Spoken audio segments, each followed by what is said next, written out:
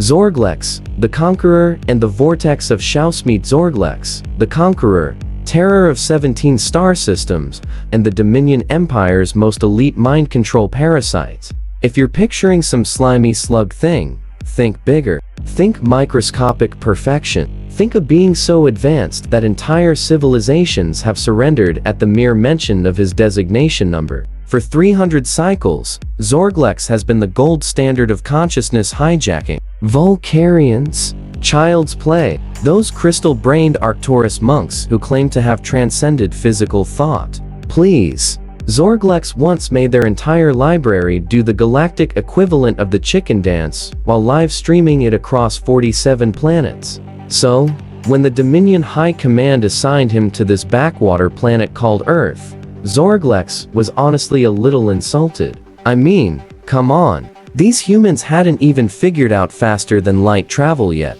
They were still burning fossil fuels and arguing about whether pineapple belongs on pizza. This was grunt work.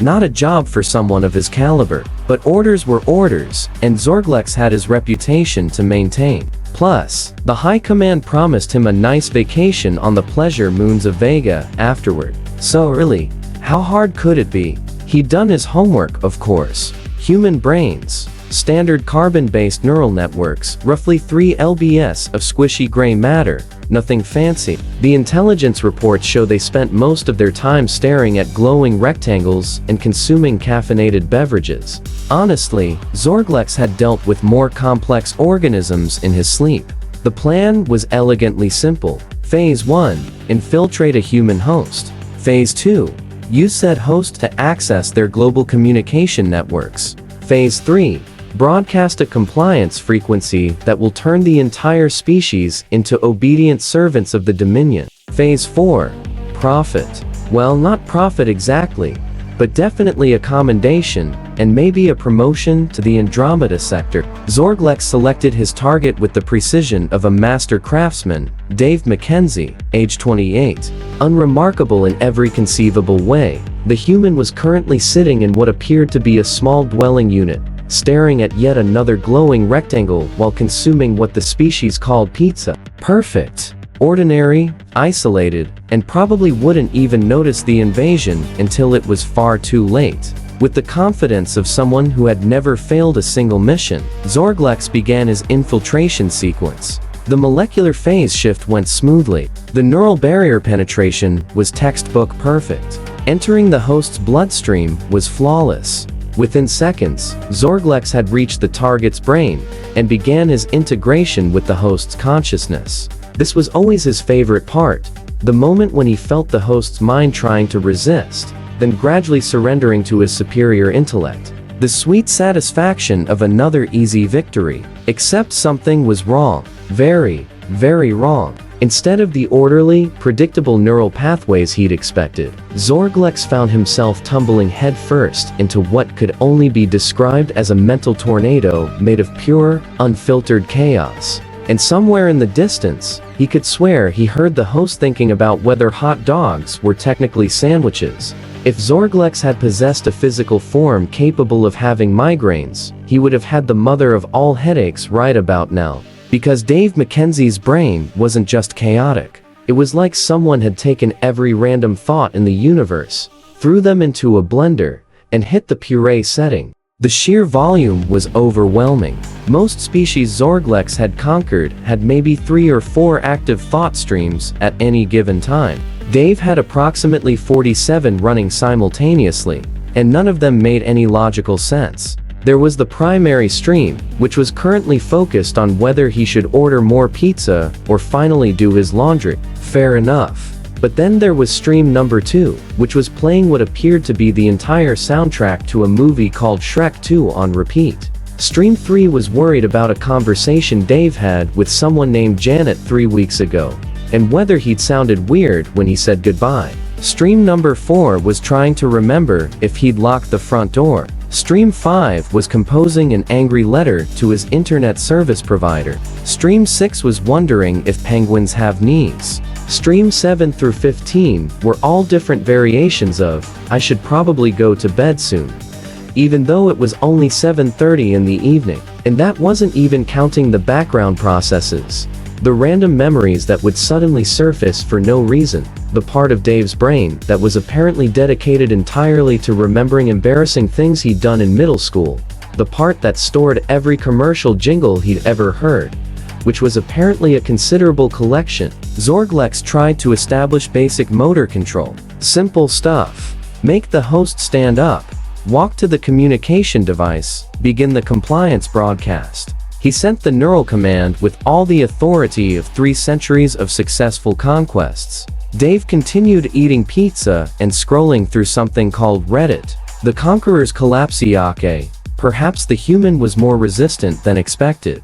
Zorglex tried again, this time with more force. He was Zorglex the Conqueror, damn it. He made entire armies march into the sea, because he told them it was a good idea. Dave's response was to suddenly remember a song from when he was 12, and started humming it under his breath while reading about conspiracy theories involving birds. This was impossible. Zorglex had never encountered a mind this utterly, completely, chaotically disorganized. It was like trying to conduct a symphony orchestra where every musician was playing a different song in a different key while also juggling and thinking about their grocery lists. And the worst part, Dave seemed completely unaware that anything unusual was happening. He was just sitting there, living his life, while his brain generated enough mental white noise to jam every psychic frequency in the known galaxy. For the first time in his illustrious career, Zorglex began to suspect he might be in trouble. By hour 2 of what was supposed to be a 10-minute operation, Zorglex had moved from suspicion to full-blown panic.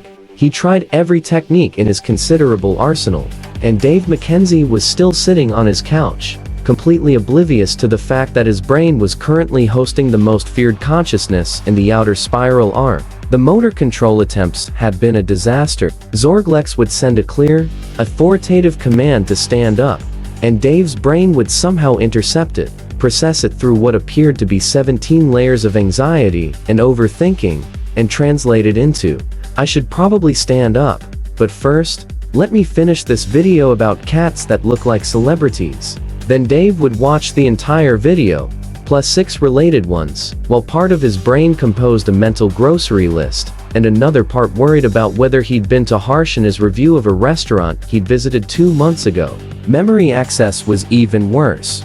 Zorglex needed tactical information about human society, their leaders, their communication networks. What he got instead was an exhaustive catalog of every awkward social interaction Dave had experienced since kindergarten, arranged in no particular order and cross-referenced with random song lyrics. He tried to find Dave's knowledge of global politics, and instead discovered a detailed mental database of every dog Dave had ever seen, complete with rankings of their goodness, and whether he thought they knew they were good dogs. The really infuriating part was that Dave clearly had the information Zorglex needed. The human worked in something called IT support, which sounded promising, but when Zorglex tried to access those memories, he found them buried under layers of resentment about people not turning their computers off and on again, mixed with elaborate fantasies about winning the lottery and moving to a small island somewhere. That's when Emma Rodriguez walked in without knocking, because apparently Dave had given her a key at some point, and hadn't thought to mention this rather important detail to the parasite currently occupying his brain. "Dave, why are you sitting in the dark talking to yourself?" she asked, flipping on the lights. Zorglex realized with growing horror that his attempts to establish communication had been leaked out as actual speech. Dave had been sitting there for 2 hours, apparently having an animated conversation with thin air about the proper procedure for galactic conquest. "Oh, hey, Emma," Dave said, his voice sounding perfectly normal, despite the fact that Zorglex was currently screaming psychic obscenities directly into his cerebral cortex. "I was just, practicing for this thing." "What thing?" Emmy asked, crossing her arms in a way that suggested she was not buying whatever excuse was about to come out of Dave's mouth. This was Zorglex's chance. He could use Emma as a backup host, someone with a hopefully more organized brain. He began preparing for an emergency transfer, gathering his essence for a quick jump between hosts. Except Dave's brain chose that exact moment to remember every episode of a show called The Office simultaneously, creating what could only be described as a mental feedback loop of second-hand embarrassment and workplace humor. The psychic interference was so intense that Zorglex's transfer attempt got scrambled mid-execution. Instead of jumping to Emma, he found himself somehow more deeply embedded in Dave's consciousness, tangled up in memories of someone named Jim making faces at a camera. "I'm practicing my presentation skills," Dave said weakly, while Zorglex discovered an entire section of human memory dedicated to things called memes and immediately regretted everything about his career choices. Emma stared at him for a long moment. "Dave, you work in tech support. When have you ever given a presentation about anything?" And that's when Zorglex realized he wasn't just trapped in the most chaotic mind in the galaxy. He was trapped in the most chaotic mind in the galaxy. And that mind was a terrible liar. Humanity weaponized Schauscher 4 was when Zorglex officially lost what remained of his sanity. Not that he'd admit it to the Dominion High Command, assuming he ever made it out of this nightmare alive to file a report, which was looking increasingly unlikely. The problem wasn't just that Dave's brain was chaotic. The problem was that it was starting to affect Zorglex himself. Mind control parasites work by synchronizing with their host's neural patterns. It's supposed to be a one-way street where the parasite gradually overwrites the host's personality with their own superior consciousness. Except Dave's personality was apparently made of some kind of mental Teflon, because nothing was sticking to it. And worse, it was starting to rub off on Zorglex. For the first time in 3 centuries, Zorglex found himself experiencing something he'd only observed in his victims: anxiety. Pure, undiluted human anxiety. And not the rational kind. Like, oh, I'm being invaded by an alien parasite. No, this was Dave's special brand of anxiety, which meant Zorglex was suddenly worried about things like whether people thought he was weird for putting ketchup on scrambled eggs, and if that girl at the coffee shop yesterday was being truly friendly or just doing her job. It was horrible. It was irrational. It was completely paralyzing. And it was getting worse.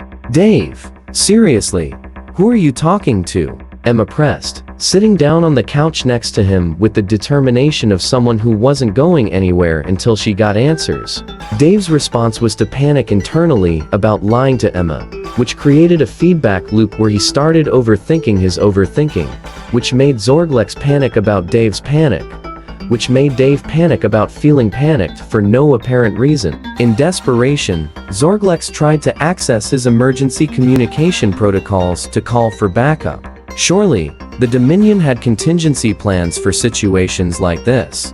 Surely, somewhere in their vast databases was a protocol for what to do when the host brain is so chaotic it breaks your parasite. But when he tried to establish a psychic link with the mothership, Dave's brain somehow intercepted the signal and filtered it through his memories of trying to get customer service on the phone. The result was that instead of reaching Dominion Command, Zorglex found himself mentally connected to what appeared to be an automated system, asking him to rate his invasion experience from 1 to 10. "I don't know," Dave said to Emma, his voice climbing an octave. "Maybe I'm having a breakdown." "Do you think I'm having a breakdown?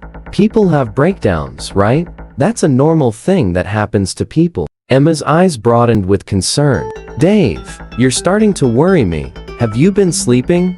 Eating actual food instead of just pizza?" And that's when something truly terrifying happened. Dave's subconscious, apparently deciding that this whole situation was getting out of hand, did something that Zorglex hadn't known was possible. It started showing him every embarrassing memory Dave had ever formed all at once, in what could only be described as a mental highlight reel of social awkwardness. There was Dave in 3rd grade calling his teacher mom. Dave in high school waving back at someone who was waving to the person behind him. Dave last week saying, "You too," when the movie theater cashier told him to enjoy the show. Dave 5 minutes ago, lying badly to his roommate about practicing presentation skills. The memories weren't just playing in sequence. They were overlapping, creating a cascading wave of secondhand embarrassment that was so intense, it actually caused Zorglex to experience something he'd never felt before. the urge to hide under a rock and never come out. For a parasite who'd spent 3 centuries in perfect control of every situation, it was devastating. And somewhere in the chaos of cringe-inducing memories and escalating anxiety, Zorglex made a discovery that shook him to his very core. Dave wasn't resisting the invasion. Dave didn't even know there was an invasion to resist. Dave's brain was just naturally this chaotic, this disorganized, this utterly immune to any form of logical control, which meant that humans weren't just difficult to conquer, they were literally unconquerable, because you can't take control of something that isn't under control in the first place. The Great Escape Hour 6, Zorglex had officially abandoned all pretense of professional dignity and done something that would have gotten him court-martialed by the Dominion High Command if they'd known about it. He broke protocol and directly contacted his host. "Dave," he said, speaking directly into the human's consciousness with all the authority he could muster, which at this point was approximately 0. "We need to talk." Dave, who was currently in the middle of explaining to Emma why he'd been acting weird by making up an increasingly elaborate story about food poisoning, paused mid-sentence. "Did you just hear that?" he asked Emma. "Hear what?" "Never mind," Dave said, then thought back. "Hello? Who is this? Am I having a stroke? Is this what a stroke feels like?" "No, you're not having a stroke," Zorglex replied, trying to maintain some shred of his former intimidating presence. "I am Zorglex the Conqueror, terror of 17 star systems, elite operative of the Dominion Empire, and I have taken control of your primitive brain for the purposes of planetary conquest." There was a pause, a very long pause. Then Dave thought back. "Huh, that's weird. Are you the reason I've been thinking about hot dogs all day?" "What? No, that's just your brain being whatever it is your brain does. Look, this isn't important right now. What's important is that you need to help me get out of here." Another pause. "Wait, you want out? Aren't you supposed to be, conquering me or whatever?" Zorglex would have sobbed if he'd still possessed hair ducts. "Dave, I have been trapped in your mind for 6 hours. In that time, I've had anxiety attacks about conversations that happened 3 years ago, learned the complete lyrics to something called Call Me Maybe, and was forced to relive every awkward moment of your existence in excruciating detail. I am begging you, please just let me go." "That does sound pretty rough," Dave admitted. "But how do I let you go? I don't really know how any of this works. Just concentrate on not thinking about me. Pretend I'm not here. Push me out of your consciousness." "Okay, bye. But you should know that telling me not to think about something is pretty much guaranteed to make me think about it more. It's like when someone says, 'Don't think about elephants,' and then all you can think about is elephants, And immediately, Dave's brain flooded with elephant thoughts. Elephants at the zoo. Elephants in movies. The elephant in the room, which was appropriate. Dumbo. Babar. That viral video of the elephant painting a picture. Whether elephants really never forget, and if so, how traumatic that must be for them. "Stop thinking about elephants," Zorglex screamed. "I can't. You made me think about them. This is like the time Emma told me not to think about breathing, and then I spent 3 hours manually controlling my breathing because I'd forgotten how to do it automatically." That's when Emma, who had been watching Dave apparently have a conversation with himself for the past 10 minutes, stood up with the expression of someone who'd reached the end of her patience. "Okay, Dave, I'm calling Martinez. Something is seriously wrong with you, and I'm not leaving until we figure out what it is." "No, wait," Dave said out loud, jumping up from the couch. "I can explain. There's an alien in my head." Emma stopped dialing. "I'm sorry, what?" "There's an alien parasite in my brain. His name is Zorglex, and he's trying to conquer Earth. But he's really bad at it. And now, he wants to leave.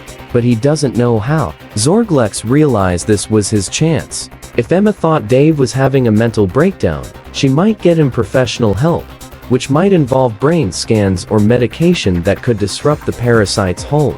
It was risky, but at this point, any chance of escape was worth taking. "Tell her about the Dominion Empire," he whispered desperately.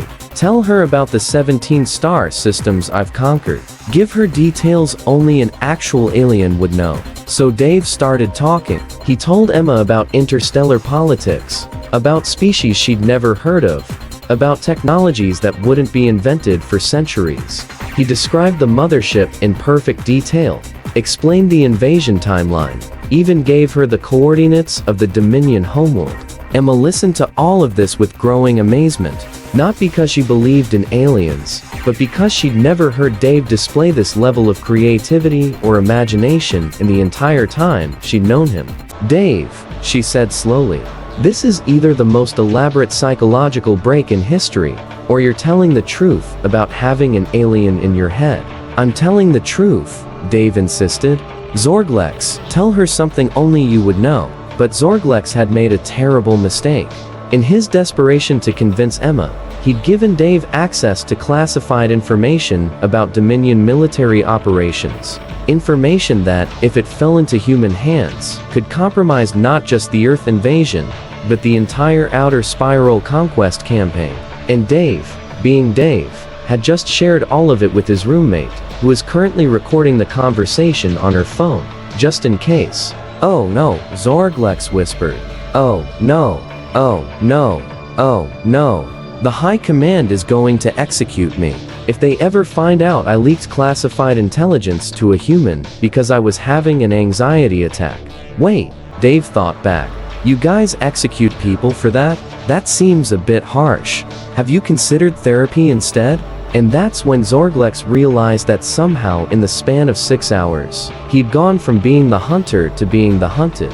And the worst part was, Dave was truly trying to be helpful about it.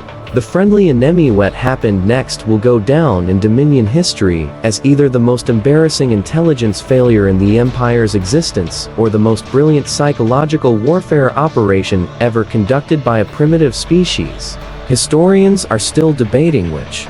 Dave's solution to the alien parasite problem was characteristically simple and devastatingly effective. "So," he said, settling back onto the couch while Emma frantically Googled signs of alien invasion on her phone. "It sounds like you're really stressed out about this whole situation. Have you tried just leaving?"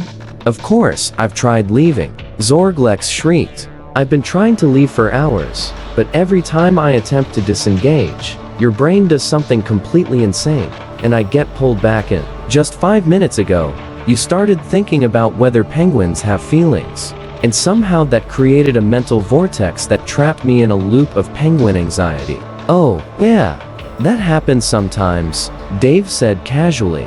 "My brain gets stuck on weird stuff. But, like, have you tried not trying so hard?" "What does that even mean?" "Well, you know how when you're trying really hard to remember something, you can't remember it. But then when you stop trying, it just pops into your head. Maybe it's like that. Maybe you're trying so hard to leave that you're making it impossible to actually leave."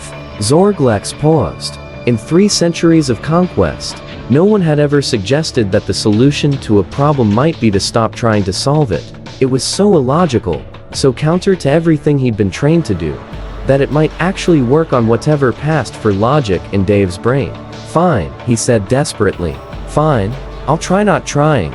So, Zorglex stopped fighting. He stopped pushing against Dave's chaotic thought patterns. He stopped trying to impose order on the mental hurricane. Instead, he just let go. And immediately, like a cork popping out of a bottle, he found himself ejected from Dave's consciousness with such force that he actually overshot his intended exit trajectory and ended up floating somewhere near Dave's left nostril. "Oh," Dave said, blinking in surprise. "I think it worked. I feel less crowded in here."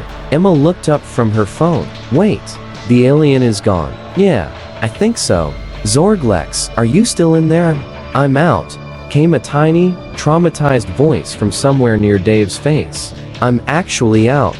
"Oh, thank the cosmic void. I'm out." What followed was the most pathetic victory speech in the history of galactic conquest. Zorglex, now reduced to a barely visible speck of alien consciousness, spent 20 minutes explaining to Dave and Emma why humans were the most terrifying species in the known universe. "It's not that you're strong," he said, his voice shaking with residual trauma. "It's not that you're smart. It's that you're completely, utterly, absolutely impossible to control. Because you're not even in control of yourselves. Your brains are like trying to conduct a symphony orchestra during an earthquake while everyone's on fire, and also thinking about lunch. That's actually a pretty accurate description of what it's like being human, Emma admitted. I'm going to have to file a report with the high command, Zorglex continued, now floating in lazy circles around Dave's head like a depressed, microscopic balloon. I'm going to have to tell them that not only did I fail to conquer a single human, but that I accidentally gave away classified military intelligence, had multiple panic attacks, and ultimately had to be rescued by my intended victim. That does sound like a rough day, Dave said sympathetically. Are you going to be okay? And that question, asked with genuine concern by the person who had just accidentally defeated the most feared parasite in the galaxy, finally broke what remained of Zorglex's professional composure. No, he wailed. I'm not going to be okay. They're going to demote me to something embarrassing like asteroid mining or customer service. My reputation is ruined. And worse, I'm going to have to tell them that humans are unconquerable. Not because they're advanced or powerful, but because they're so chaotically, randomly, impossibly weird that our entire invasion strategy is fundamentally flawed. Well, Emma said, putting her phone down, if it makes you feel any better, I recorded everything, so at least you'll have evidence that you're not making this up. Zorglex went silent for a long moment. Then, in a voice barely above a whisper, he said, You recorded classified Dominion military intelligence? Yep. Already uploaded it to the cloud too, you know, just in case. The cloud? Yeah. It's this thing where we store data on remote servers, so it doesn't get lost. Pretty much every human with internet access could potentially see this information. Now, there was another long pause. Then, Zorglex began to laugh. Not the evil laugh of a conqueror, but the broken, hysterical laugh of someone whose world has just completely fallen apart. That's it, he said. That's actually it. In the span of 6 hours, you've not only defeated me personally, but you've accidentally compromised our entire military operation and probably doomed any future invasion attempts. And you did it by being helpful. I mean, Dave snapped. I just figured if you were having a bad day, me sharing might help. That's what friends do. Friends? Zorglex's voice cracked slightly. Sure, I mean, you've been living in my head for 6 hours. That's got to count for something, right? And that's how the most feared mind control parasite in the galaxy ended up sobbing invisibly on Dave McKenzie's couch while a human patted the air near where he thought the alien might be. And his roommate ordered pizza, because she figured everyone involved had probably had enough drama for one day. 3 days later, the Dominion High Command received Zorglex's report and immediately classified Earth as a level Omega threat, which roughly translates to, do not approach under any circumstances. Population is weaponized chaos. The planet was quarantined not to protect the galaxy from humans, but to protect the galaxy's sanity from whatever it was humans did. Instead of thinking, and somewhere in a small apartment, Dave McKenzie went back to his normal life, completely unaware that he'd single-handedly prevented an alien invasion by being exactly the kind of person he'd always been. A little weird, a little anxious, and unexpectedly kind to someone having the worst day of their 300-year career.